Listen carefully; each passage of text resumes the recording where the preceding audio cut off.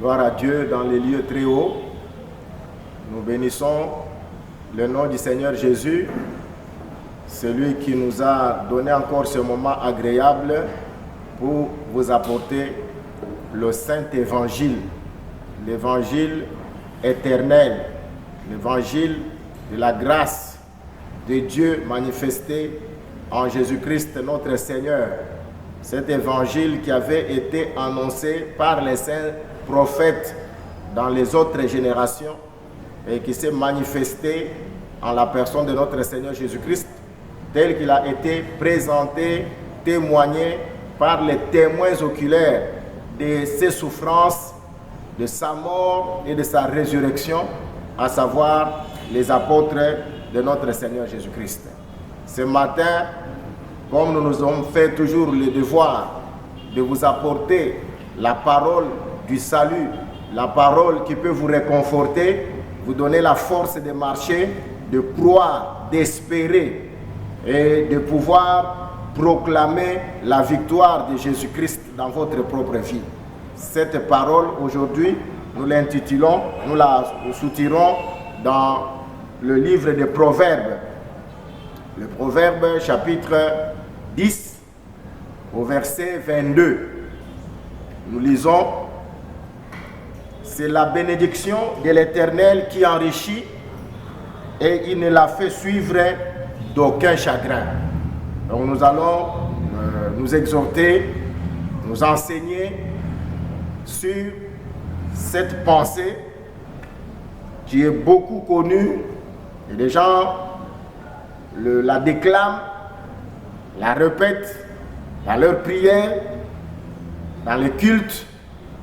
Et nous allons aussi aujourd'hui essayer de sonder cette pensée de Salomon qui dit que c'est la bénédiction de l'Éternel qui enrichit et il ne la fait suivre d'aucun chagrin.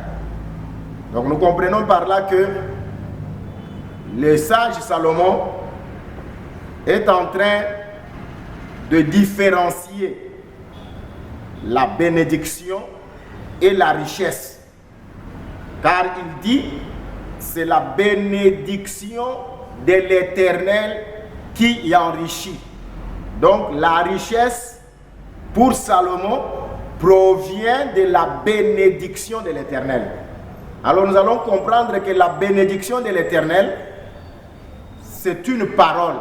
Parce que bénir vient de la parole. Bénédire, donc bien dire, parler en bien, une belle parole. C'est ça ce que veut dire la bénédiction. Nous allons prendre une écriture dans le livre de Genèse pour mieux comprendre ce que c'est que la bénédiction. Genèse chapitre 49. Nous allons prendre le verset 28.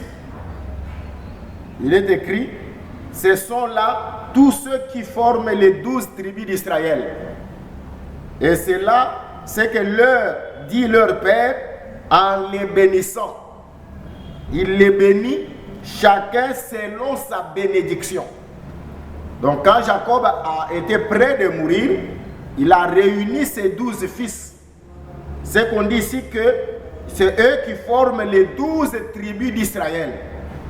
Il les a rassemblés et il a commencé à proférer, à prononcer des paroles sur chacun d'eux. La Bible dit il les bénit.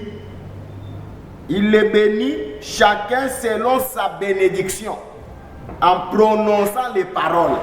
Quand il a vu Ruben, il a dit: impétueux comme des eaux, prémisse de ma vigueur et de ma force. Quand il a vu Siméon, il a béni Siméon et Lévi, il a béni Judas jusqu'à Benjamin. Et la Bible dit que voici les paroles de bénédiction que Jacob avait prononcées sur chacun de ses enfants, en bénissant chacun selon sa bénédiction. Et vous allez comprendre que Jacob n'avait pas donné des biens à ses enfants. Il n'avait pas donné de l'argent à ses enfants. Jacob avait prononcer des paroles. C'est que cette parole était la bénédiction. Et la Bible dit que c'est la bénédiction de l'Éternel qui enrichit. Donc Jacob, après avoir béni ses fils, il croyait que chacun de ses fils était réellement béni. Parce que lui-même, Jacob, quand son père Isaac l'avait béni, il ne lui avait pas donné des biens en nature. Il ne lui avait pas donné de l'argent, parce que beaucoup de gens croient que la bénédiction, ce sont des biens en nature. Non, loin de là. Jacob a été béni de son père Isaac. Et je bénis le Seigneur parce que toutes ces bénédictions se transmettaient au moment de la mort. Donc avant que le père ne puisse mourir, c'est pourquoi nous comprenons que le père, pour bénir le fils, il faut d'abord qu'il sente déjà qu'il est prêt de partir. C'est pourquoi nous comprenons aussi que par la mort du Seigneur Jésus-Christ à la croix, les paroles qu'il avait prononcées sur la croix, c'était des bénédictions qu'il était en train de nous laisser, nous, ses propres enfants. Donc nous comprenons qu'il n'y a pas de bénédiction si le père n'accepte pas de partir, si le père n'accepte pas de mourir. C'est ainsi que nous comprenons, comme le Seigneur Jésus dit, il n'y a pas de plus grand amour que celui de donner sa vie pour celui qu'on aime. Donc celui qui aime, il souffre, il donne sa vie, il meurt pour son prochain. C'est ça la loi et les prophètes. C'est ce que dit la Bible. Si vous accomplissez cette parole, qui est l'amour, vous avez accompli la loi et les prophètes. C'est ainsi que Jacob, en recevant la bénédiction de son père Isaac, le père lui avait donné autre chose que la rosée du ciel et la graisse de la terre. Donc nous comprenons par là que Isaac, en transmettant la bénédiction à Jacob, il ne pouvait pas commencer par la graisse de la terre. Il devait commencer d'abord par la bénédiction. La bénédiction, c'était quoi? La rosée du ciel. Il a dit que Dieu te donne la rosée du ciel, et cette rosée du ciel va descendre pour donner la graisse de la terre. Donc vous comprenez que l'ordre de la bénédiction est très important. C'est pourquoi nous voulons dire, bien-aimés, que quelqu'un peut être riche selon le monde, mais il n'est pas béni. Il y a une différence entre la richesse et la bénédiction. D'ailleurs, Dieu a parlé à une église. Nous sommes dans le livre d'Apocalypse, chapitre 3, au verset 17. Puisque tu dis, je suis riche. Ça, c'est ce que les gens disaient. Je suis riche. Je me suis enrichi. Et je n'ai besoin de rien.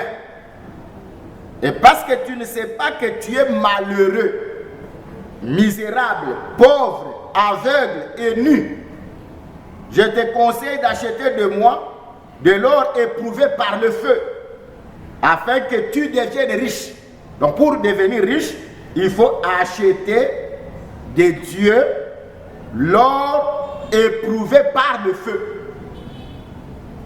Donc si tu veux devenir riche, il faut que tu possèdes l'or éprouvé par le feu. Or nous comprenons que l'or éprouvé par le feu n'est rien d'autre que la parole de Dieu. Donc c'est elle qui apporte la bénédiction, cette bénédiction qui amène la richesse. Donc tu ne peux pas être riche si selon Dieu, parce que être riche selon les hommes, ça c'est autre chose. Mais pour nous les enfants de Dieu, même si quelqu'un a des jets privés, il a des villas, il voyage matin, midi, soir, il possède de belles voitures, il n'est pas béni selon Dieu. pour être béni selon Dieu, il faut d'abord avoir la parole. C'est pourquoi cette église, il y avait des gens riches qui se disaient, nous n'avons besoin de rien, nous sommes riches. Nous sommes riches, nous nous sommes enrichis, mais Dieu, quand il les regarde, parce qu'il manque la bénédiction de l'Éternel, il manque la parole de Dieu, Dieu voit qu'ils sont pauvres, ils sont misérables, ils sont malheureux, ils sont aveugles, et ils sont nus, n'ont pas d'habits. Je vois, il les conseille de venir auprès de lui pour acheter. Auprès de Dieu, comme le dit le prophète Ésaïe, il a dit, venez acheter sans argent. On achète sans argent. Parce que le prix de l'achat chez Dieu, c'est la foi. Donc l'achat, quand vous voulez acheter quelque chose de Dieu, il faut présenter la foi. Donc la foi, c'est le prix qui convient pour recevoir les choses de Dieu, pour acquérir les choses de Dieu. On ne peut pas les acquérir avec l'argent physique, avec les dollars, les francs congolais, non. Les choses de Dieu, on les reçoit par la foi. C'est-à-dire que le prix à payer. Quand on dit venez acheter, ce n'est pas que tu viendras avec de l'argent liquide, de l'argent en espèces, non. Mais quand on dit vous viendrez acheter, alors vous venez acheter avec la foi. C'est par la foi. Je te dis bien aimé, si tu as la foi, toutes les choses de Dieu te seront données. La foi, c'est la clé qui ouvre toutes les portes de bénédiction, toutes les portes des promesses de Dieu. Tu peux connaître les promesses, cela n'est pas encore quelque chose, mais il faut croire en des promesses. Il faut croire en la parole de Dieu. La foi, c'est la considération, c'est tenir pour vrai la parole, c'est s'identifier à la parole, c'est accepter que Dieu ne ment pas et ce qu'il promet, il est capable de les réaliser. C'est ce qui manque à beaucoup de gens qui connaissent les promesses, qui peuvent les réciter au cours de leurs prières, mais ils n'ont pas la foi dans les promesses. C'est à l'exemple de Marie et Marthe qui disaient à Jésus, si tu étais là, ou si tu eusses été là, notre frère Lazare ne serait pas mort. Jésus leur dit que votre frère vit, il va ressusciter. Mais elle disait, nous savons qu'il ressuscitera au dernier jour. Il y a des gens qui pensent que les promesses ne s'accompliront que dans des jours éloignés, dans des jours très lointains. Mais nous te disons que si tu as la foi en la parole de Dieu, la promesse de Dieu peut s'accomplir immédiatement dans ta vie parce que Dieu est puissant, il est tout puissant pour réaliser sa parole, pour confirmer sa parole, pour accomplir sa parole. Et il est écrit que la renommée du Seigneur s'est accrue à cause de l'accomplissement de sa parole ou de ses promesses. Alors, bien-aimés enfants de Dieu, pour retourner à la bénédiction de l'Éternel qui enrichit, nous voyons bien que c'est la parole de Dieu qui crée la richesse. C'est la bénédiction qui crée la richesse. Je voudrais prendre un autre témoin. Lui-même Salomon. Quand Dieu lui est apparu pour lui dire, demande-moi tout ce que tu veux et je vais te l'accorder. Nous lisons dans le livre de 2 Chroniques, chapitre 1, on commence à partir du verset 7e. Pendant la nuit, Dieu apparut à Salomon et lui dit, demande-moi ce que tu veux que je te donne. Je pense que si c'était un homme de chair, un Congolais, un homme de la terre, pouvait commencer à faire toute une liste de choses. Dieu, je voudrais que tu me donnes tu me donnes quoi? Tu me donnes les avions, tu me donnes le pouvoir politique, tu me donnes la richesse, tu me donnes la longue vie, la longévité, tu me donnes le mariage. Parce qu'aujourd'hui,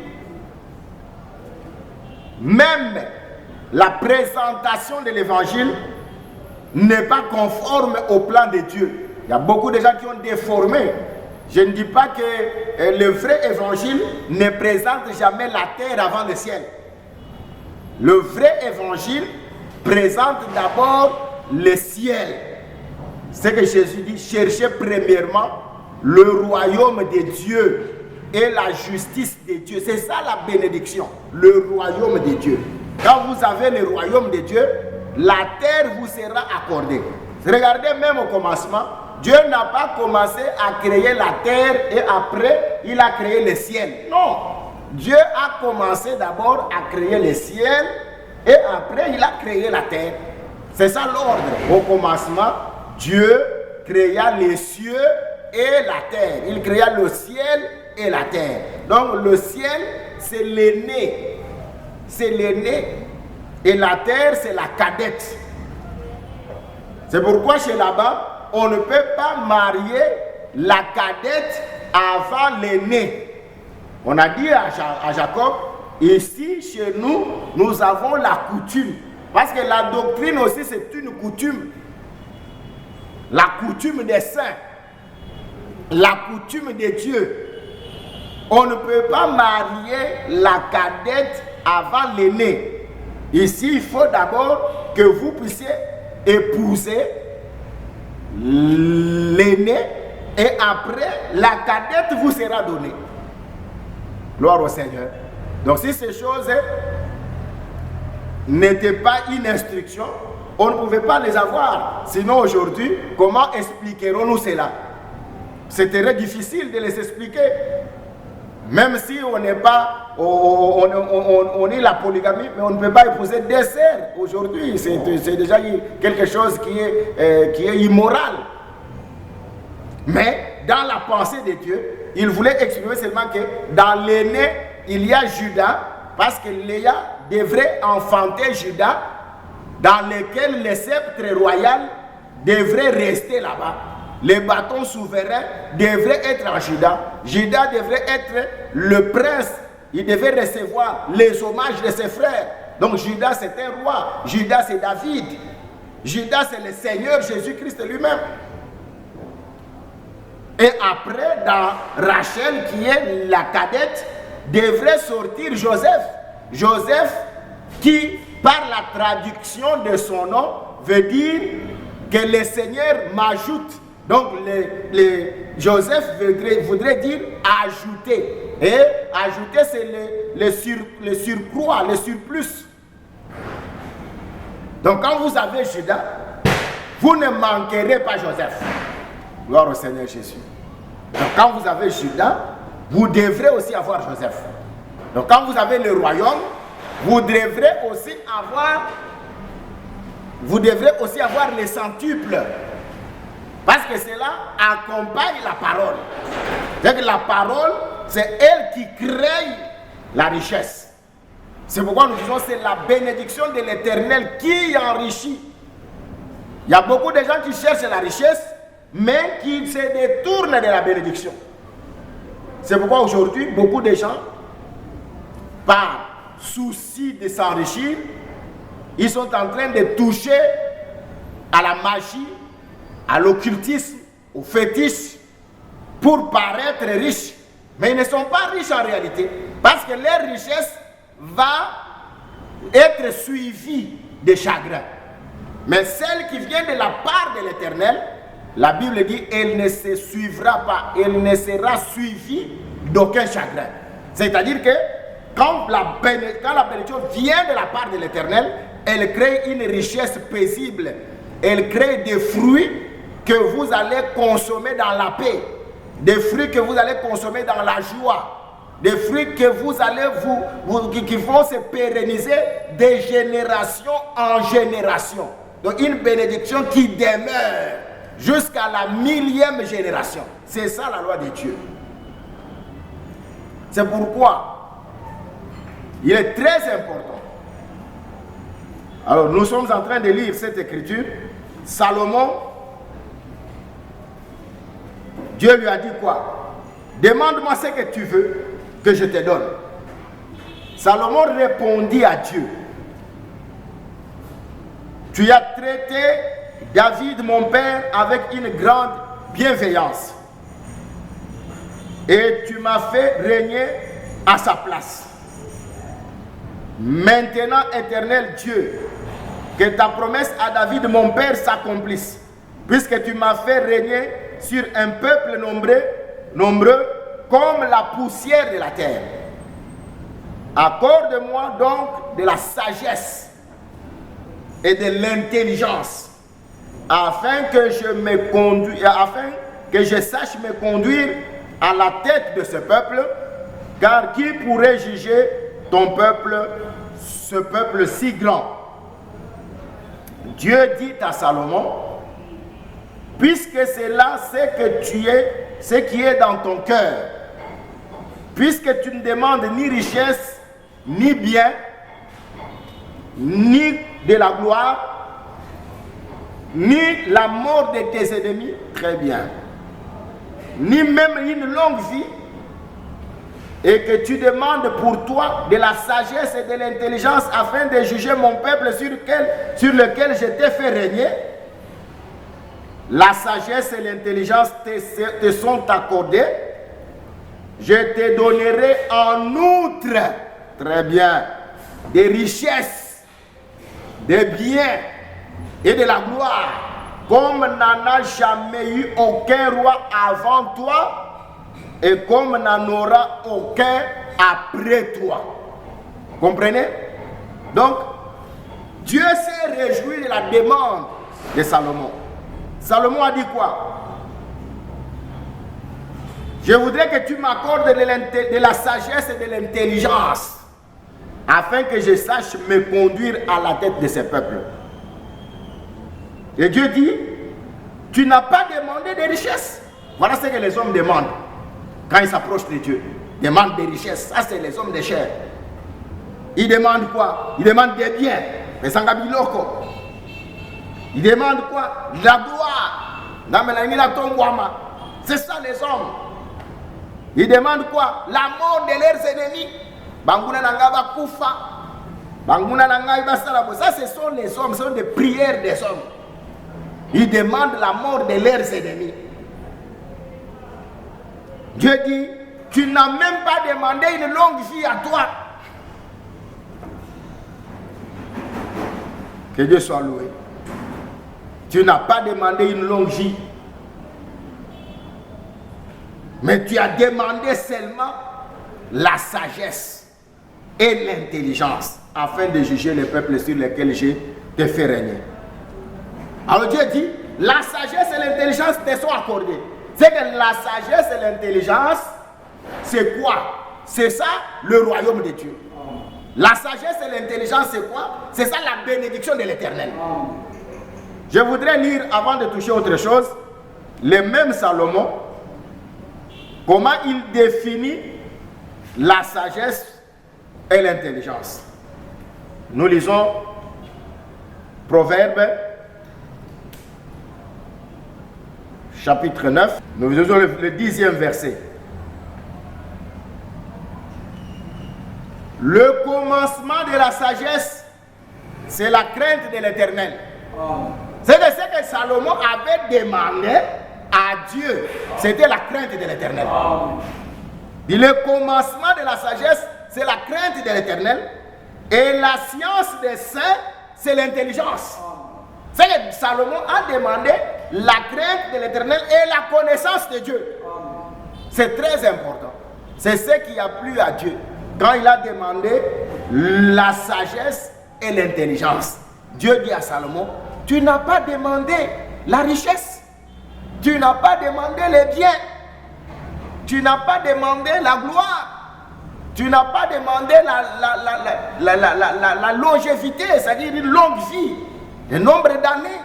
Tu n'as même pas demandé la mort de tes ennemis. Voilà Dieu dit, tu m'as demandé la sagesse et l'intelligence. C'est qu'en d'autres termes, tu m'as demandé la crainte de Dieu. Tu m'as demandé l'obéissance à Dieu. Tu m'as demandé l'humilité par rapport à la parole. Que parce que tu n'as pas demandé la sagesse, et tu n'as pas demandé plutôt la richesse, ni les biens, ni la gloire, tu n'as pas demandé la mort de tes ennemis, la sagesse et l'intelligence te sont accordées. Et en dehors de cela, maintenant Dieu lui pourvoit maintenant la richesse. Il dit, la richesse te sera accordée, tu auras la richesse, tu auras aussi la gloire et toute autre chose. En telle enseigne qu'il n'y aura aucun roi, ni avant toi, ni après toi, qui aura des richesses comme toi. C'est pourquoi Salomon a été un homme béni. Il a été un homme riche. Pourquoi? Parce qu'il avait la crainte de Dieu en lui. Il avait la science des saints. C'est que quand la parole vient dans l'homme, il lui apporte la crainte de Dieu. Le commencement de la sagesse, c'est la crainte de l'Éternel. La science des saints, c'est ça l'intelligence. Donc, la science des saints, ce n'est pas la science de l'université. Ce n'est pas la science que tu acquiers dans les écoles ou même dans les théologies.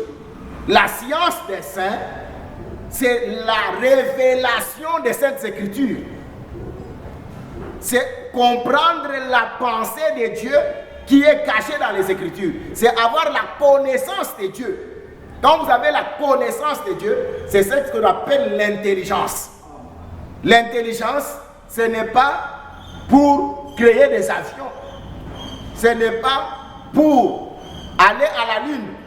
Mais la véritable intelligence consiste à connaître Dieu. Et c'est pourquoi un enfant de Dieu doit avoir cette connaissance de Dieu.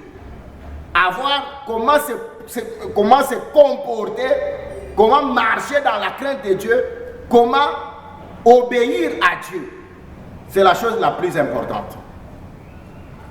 Alors nous comprenons par là que la bénédiction de l'Éternel est très importante.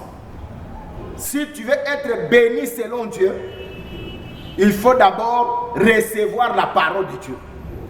Et je dis à ce matin à mon frère et à ma soeur qui m'écoutent, si tu mets ta foi dans cette parole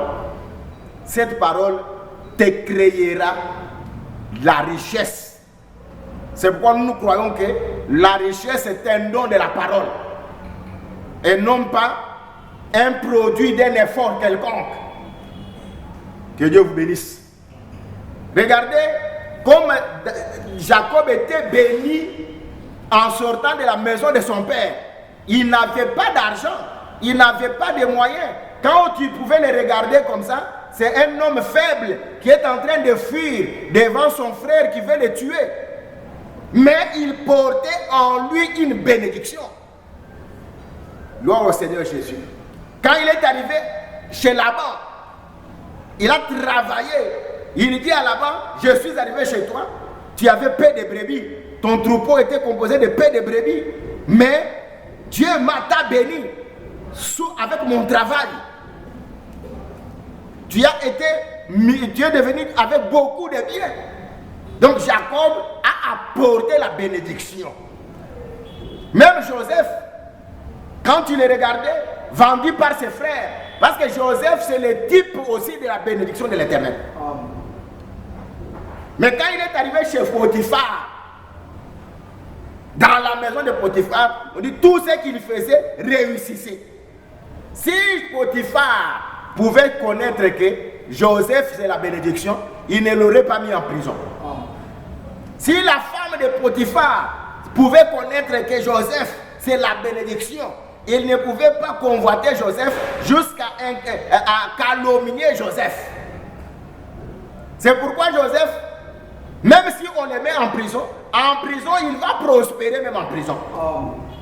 Il détiendra la clé de la prison. Et je suis en train de voir un Joseph qui est entré en prison et qui a reçu la clé de la prison. Parce que la prison c'est le séjour des morts. Et le vrai Joseph, quand il est allé dans le séjour des morts, il a récupéré la clé de la prison, la clé de la mort et des séjours des morts. C'est Joseph-là, c'est le Seigneur Jésus-Christ. Aujourd'hui, la clé de la mort et du séjour des morts n'est plus dans les mains de Satan, mais c'est dans les mains du Seigneur Jésus-Christ. Parce que quand Joseph entre en prison, il doit la récupérer. Et quand il entre en prison, il est capable de relâcher quelqu'un et de condamner quelqu'un. C'est pourquoi il pouvait donner l'interprétation du songe de les chansons, qu'il serait rétabli dans la maison de Pharaon, et donner l'interprétation du panetier qui devait mourir. Or, le panetier, c'est le corps qui doit mourir, et les chansons, c'est le vin qui doit être emporté dans la présence du roi. Ce sont des choses très importantes. Si tu veux le connaître à profondeur, il faut venir là où la parole est prêchée, pour que tu puisses sonder, comprendre ces choses dans la profondeur, parce que c'est ça la science des saints. Bien-aimé enfant de Dieu, Joseph, quand il monte vers Pharaon, Pharaon dit: qui est cet homme sage qu'on trouvera? Parce que Joseph lui avait dit: il faut qu'on trouve un homme sage, intelligent, qui est capable de sauver toute l'Égypte de la famine qui va survenir. Pharaon a appelé ses grands. Ils ont dit non à Joseph: il n'y a pas un autre plus sage que toi et plus intelligent que toi. Comme l'Éternel t'a fait révéler ces choses. J'aime beaucoup ça. Comme l'Éternel t'a révélé ces choses, il te donnera aussi les moyens de pouvoir les mettre en application. C'est pourquoi moi je crois que quand on a la révélation, on a la puissance, on a le pouvoir pour accomplir la volonté de Dieu. Quelqu'un ne peut pas avoir la révélation et vivre dans le péché, non. Quelqu'un ne peut pas avoir la révélation et vivre dans l'échec, non. Quelqu'un ne peut pas avoir la révélation et vivre la confusion, non. Quand tu es la révélation, tu dois avoir la réussite. Tu dois avoir le pouvoir. Tu dois avoir l'élévation. Tu dois avoir la gloire. Parce que cela, c'est le produit de la révélation. Comme Joseph a révélé les secrets du songe du roi, c'est lui qui a la capacité également de pouvoir administrer les temps de l'abondance pour assurer la survie de tout un peuple. C'est pourquoi nous comprenons que, comme dans l'ombre, il y a eu un seul qui a emmagasiné la nourriture et qui l'a distribuée, même dans la réalité. Parce que les temps où nous vivons aujourd'hui, c'est les temps où nous sommes en train de distribuer la nourriture. Mais celui qui avait emmagasiné la nourriture, c'est le même qui assure la distribution par ses serviteurs. Par là, nous comprenons que Jésus-Christ a emmagasiné toute la nourriture qui était dans les temps de l'abondance. Le temps de l'abondance, c'est le temps des prophètes, où Dieu parlait par plusieurs manières, de plusieurs reprises. Maintenant, Dieu parle seulement par un seul canal. C'est-à-dire, Dieu parle, il distribue tout ce qui était tombé dans les 7 temps d'abondance. Aujourd'hui, dans les 7 temps de disette, c'est le seul Joseph qui est le Seigneur Jésus, qui est l'Esprit Saint, qui est en train de le distribuer par le ministère de la parole. Que Dieu soit loué. Mais nous comprenons aussi que Joseph est le seul sage. Joseph est le seul intelligent qui est capable de pouvoir expliquer les songes et de pouvoir donner la solution au peuple.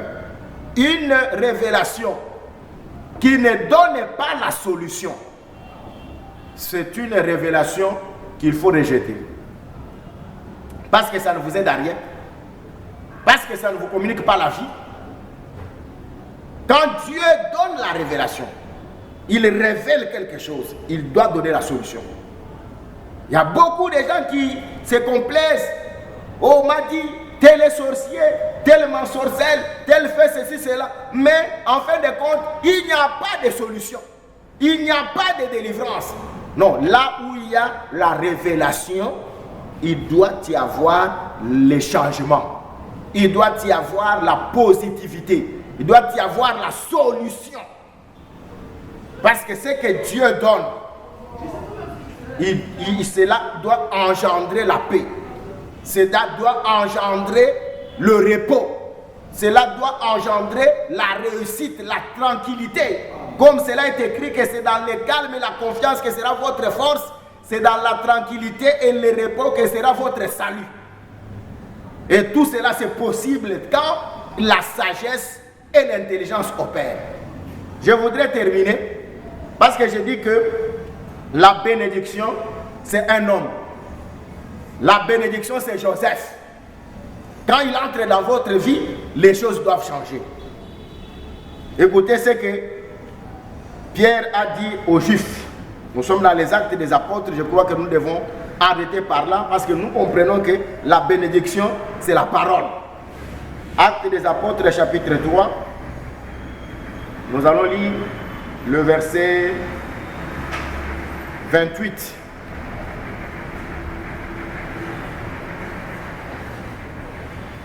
Non, le verset 25 à 26. Vous êtes les fils des prophètes et de l'alliance que Dieu a traitée avec nos pères, en disant à Abraham, toutes les familles de la terre seront bénies en ta postérité.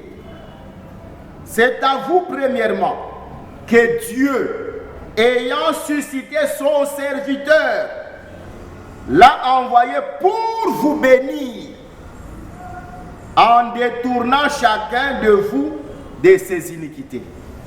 Amen.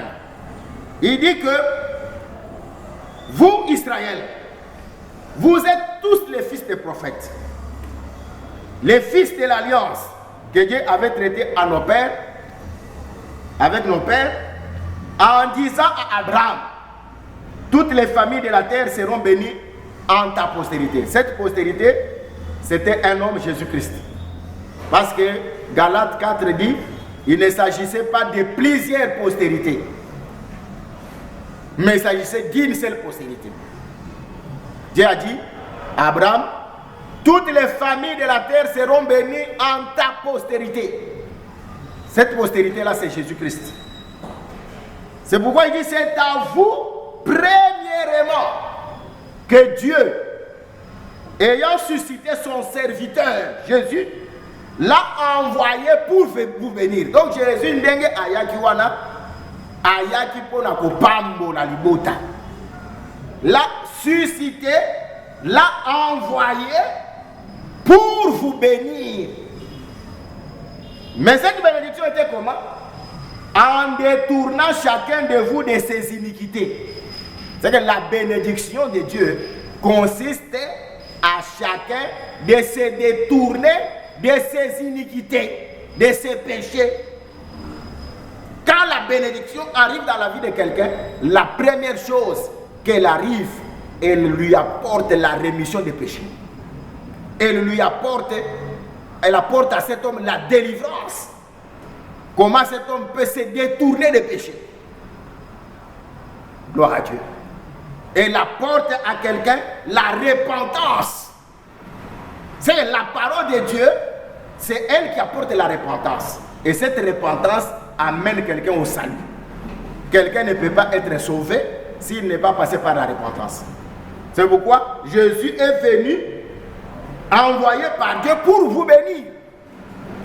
C'est pourquoi je te dis ce matin, cette parole t'est destinée afin de te bénir. Dis Amen. Elle est bénie dans ta vie pour te bénir. Le but de la parole, c'est d'apporter la bénédiction. C'est la bénédiction de l'Éternel. La bénédiction de l'Éternel, c'est la parole. C'est que la parole vient pour te bénir. Mais quand elle vient pour te bénir, elle ne vient pas te donner l'argent. Elle vient d'abord te détourner de tes péchés. Elle vient pour que les péchés soient ôtés de ta vie. C'est la parole apporte la rémission des péchés. Comme disait le psalmiste, Heureux l'homme pour qui le Seigneur ne compte pas les péchés. Heureux l'homme pour qui le Seigneur ne voit pas les iniquités. Gloire à Dieu. Parce que quand Dieu est avec le peuple, ses péchés lui sont pardonnés, ses péchés lui sont effacés. C'est pourquoi Balaam, en regardant Jacob, Israël, il dit l'Éternel n'aperçoit pas l'iniquité en Jacob. Il ne voit pas les péchés en Israël. Pourquoi? Parce que l'Éternel siégeait en Israël. Là où Dieu siège, il n'y a pas d'iniquité. Là où Dieu siège, il n'y a pas de péché. C'est pourquoi Balaam ne pouvait pas maudire quelqu'un que Dieu avait béni. Il dit, comment maudirais-je ce que l'Éternel n'a pas maudit? Comment pourrais-je maudire ce que Dieu a béni? La bénédiction, c'était le fait que Dieu avait détourné le péché de Jacob. Dieu ne voyait pas l'iniquité en Jacob. Dieu avait enlevé le péché d'Israël. C'est pourquoi ce matin, le diable ne peut rien contre toi s'il ne voit pas le péché en toi. C'est que pour que le diable puisse faire quelque chose de mal contre toi, il faut qu'il voie le péché. S'il voit le péché, il va t'accuser. S'il voit le péché, il va entrer. Le péché, c'est une porte. Ce sont des réclamations. Vous voyez, les réclamations, on ne réclame pas quelqu'un pour rien. On réclame quelque chose qui appartient à quelqu'un. Comme Jésus dit à Pierre, Satan vous a réclamé pour vous cribler comme du fromage. Mais j'ai intercédé pour vous, afin que les jours où vous soyez convertis, vous puissiez affermir vos frères. C'est que Jésus avait intercédé pour que la réclamation ne puisse pas avoir lieu, pour que les disciples ne puissent pas devenir la proie du Satan. C'est pourquoi ce matin, la bénédiction est que Jésus est venu dans ta vie. Jésus est là à la porte. Il veut que tu puisses le recevoir afin de te détourner des péchés. Quand les péchés seront détournés de ta vie, les choses qui ne marchaient pas vont commencer à marcher. Les portes qui étaient fermées vont s'ouvrir. La grâce va se manifester dans ta vie. Le travail que tu cherches depuis longtemps, tu vas l'obtenir. Le mariage viendra. Toutes ces choses-là, tu ne feras pas d'effort. Parce que la bénédiction est déjà dans ta vie. Et la richesse devra t'accompagner. Laisse que le Dieu de toute bénédiction puisse vous bénir avec cette parole. Par Jésus-Christ notre Seigneur, nous avons ainsi prié. Amen. Nous pouvons prier. Grand Dieu, Père éternel, le Dieu d'Abraham, d'Isaac et de Jacob, je bénis ton nom merveilleux. Tu as permis que ce matin nous puissions apprendre que c'est toi l'auteur de notre bénédiction. C'est toi la bénédiction, la parole éternelle, l'évangile du salut que nous avons entendu.